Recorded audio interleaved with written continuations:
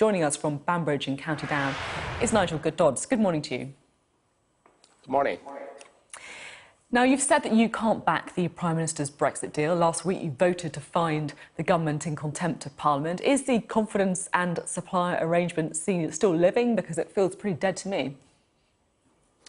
Well, as far as we're concerned, we're abiding by our side of the bargain. We entered into the confidence and supply agreement in relation to supporting Brexit on the basis of our shared priorities, the shared priorities of the Conservative Party and the Democratic Unionist Party. And what were they? To deliver control of our laws, borders and money for the UK, and also that the UK would leave the European Union as one United Kingdom. Now, if Theresa May wishes to go down a different path from that, then she can't count on our support on the Brexit deal that she has put forward, obviously.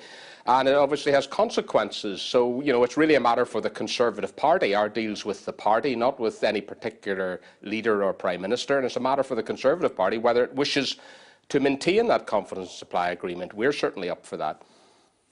So if the Prime Minister can't or won't get more concessions from Brussels, what you're saying is you're ready to pull the plug on the confidence and supply arrangement?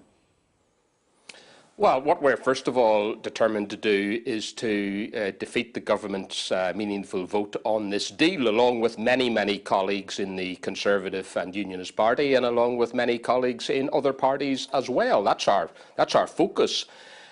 Issues about confidence and supply come after that. It really depends what happens. Some people have been going about saying, what are the permutations? What would we do? Clearly, if this is defeated or if the withdrawal agreement is changed in a way that is satisfactory, then clearly those issues don't arise as far as any vote of no confidence in the government is concerned. One plan B that some people are talking about is this Norway Plus idea. Amber Rudd, for example, a member of the Cabinet, said that she sees that as plausible, staying in the single market and a customs union with the EU. Is that something that the DUP could swallow?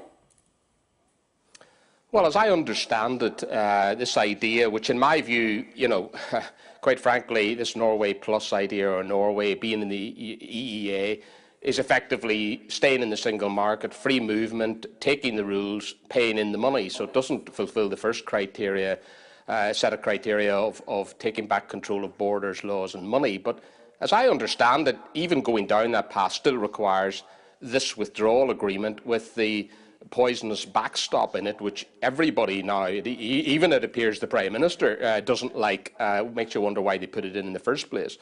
So it suffers from a number of, can I say, very fundamental problems going down the route of Norway Plus. The way forward is for the Prime Minister to get back to Brussels, understand that this deal is not going to get through. This withdrawal treaty should never have been agreed in the terms that it has, because it gives all the leverage to Brussels, hands over enormous amounts of money before the final deal is done, and locks Northern Ireland and the rest of the United Kingdom into arrangements which break up the United Kingdom and which would cause long-term damage to the economy and to the Union, as the Chancellor of the Exchequer has said. It's pretty clear how opposed you are to the backstop. And of course, one of the fundamental objections that your party has with it is that it treats Northern Ireland differently to the rest of the UK. So my question is, why is it OK for Northern Ireland to be different to the rest of the UK on issues such as abortion, on gay marriage, and yet when it comes to the backstop, that's something you can't possibly diverge on? Well, Northern Ireland is different from the rest of the United Kingdom in many ways, not just the issues you mentioned. We have a separate legal system, we have a separate Lord Chief Justice, we have all sorts of separate laws, but that's devolution. It was agreed as part of the devolution settlement that there would be certain areas and certain large areas of policy and legislation which Scotland, Wales and Northern Ireland could do things differently from the rest of the United Kingdom, and so it is. But on issues like customs and single internal market, foreign policy, taxation and those issues, those are United Kingdom matters, and if you start to break up the United Kingdom on those matters, then you are creating internal barriers within the United Kingdom. Remember, the Prime Minister herself said that no British Prime Minister, never mind a Tory one, could ever accept customs and regulatory barriers within the United Kingdom. That's precisely what this deal does. It puts Northern Ireland inside the EU customs union, whilst the rest of the United Kingdom isn't, and it creates us taking single market rules, laws, over which Belfast nor London will have any say. And this will go on indefinitely, despite what the Secretary of State for Northern Ireland is running around saying. The Attorney General's advice is clear. This is indefinite. There is no way out unilaterally for the United Kingdom, which is an awful position for a country, the fifth biggest economy in the world, to find itself in. Just to take you back to this issue of divergence, so if you say that it's okay to be different in some areas because they are devolved matters, why don't you choose to devolve on things such as regulatory checks? Because I understand that you're saying that these are fundamental issues to the United Kingdom, but many people would argue that on human rights issues like abortion, such as gay marriage and gay rights, these are also equally fundamental issues.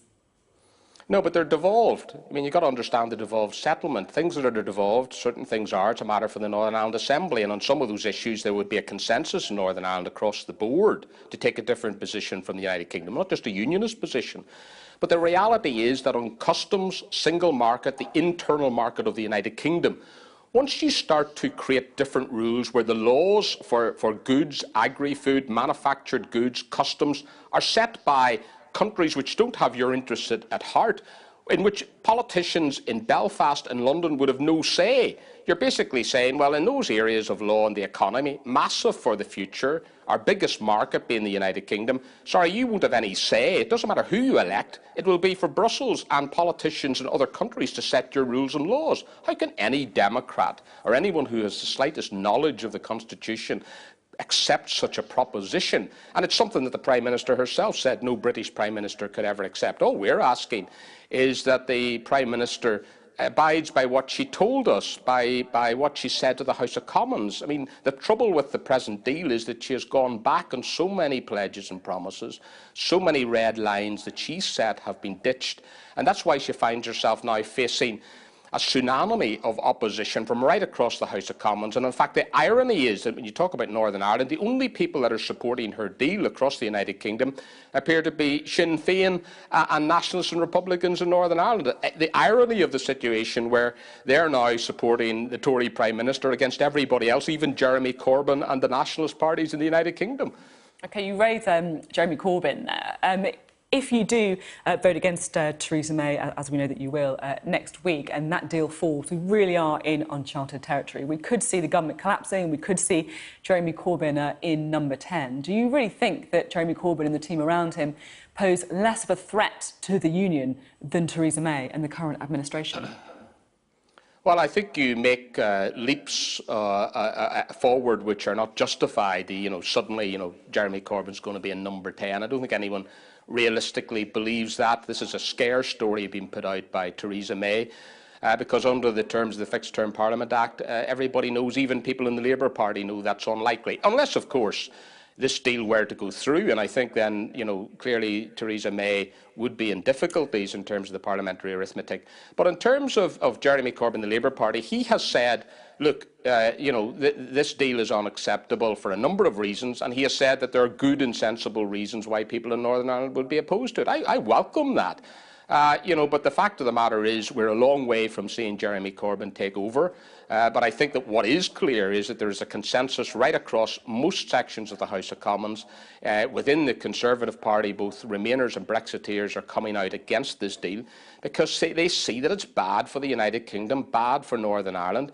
It's something that doesn't deliver on the Brexit result. It's managed to, the referendum result, and it's managed to unite people who say it doesn't satisfy Remainers, it doesn't satisfy Brexiteers, and the Prime Minister has to go back and deal with the fundamental flaw, which is the backstop, and the fact that this would tie the United Kingdom into arrangements which would be indefinite, and in order to get out of them, would leave us hostage to fortune, to the demands of the European Union. OK, and very quickly, because we are nearly out of time, have you had any conversations with Jeremy Corbyn or the Labour team?